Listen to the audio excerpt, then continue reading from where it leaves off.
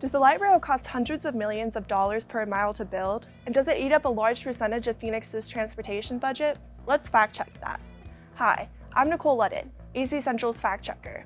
I'll be chasing down facts and taking a closer look at claims made about important issues. On August 27th, Phoenix voters will decide Proposition 105, an initiative that would end all future expansions of the light rail. A campaign in support of Prop 105 called Building a Better Phoenix has circulated a lot of information about the light rail, including that the light rail cost over $140 million per mile to build and consumes 40% of the Phoenix transportation budget. We're going to rate these two claims separately. The group has clarified that due to recent updates, the cost of the light rail has escalated to $245 million per mile. This isn't entirely true.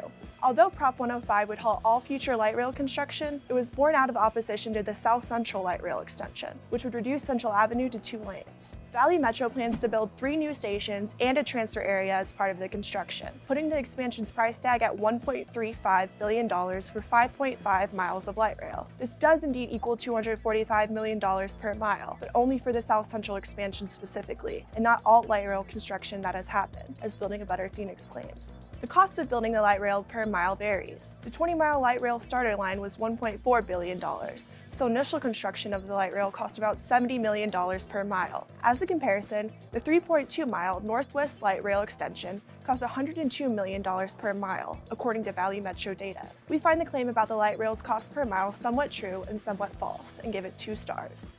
Building a Better Phoenix also claims the light rail consumes 40% of Phoenix's transportation budget. The group says this is based on the amount of Prop 104 tax that was allocated towards the light rail. The Prop 104 tax was approved by voters in 2015 and raised the city's sales tax in order to fund an infrastructure plan. 35% of these funds go to the light rail. This isn't 40%, and it also doesn't account for the entire transportation budget of Phoenix.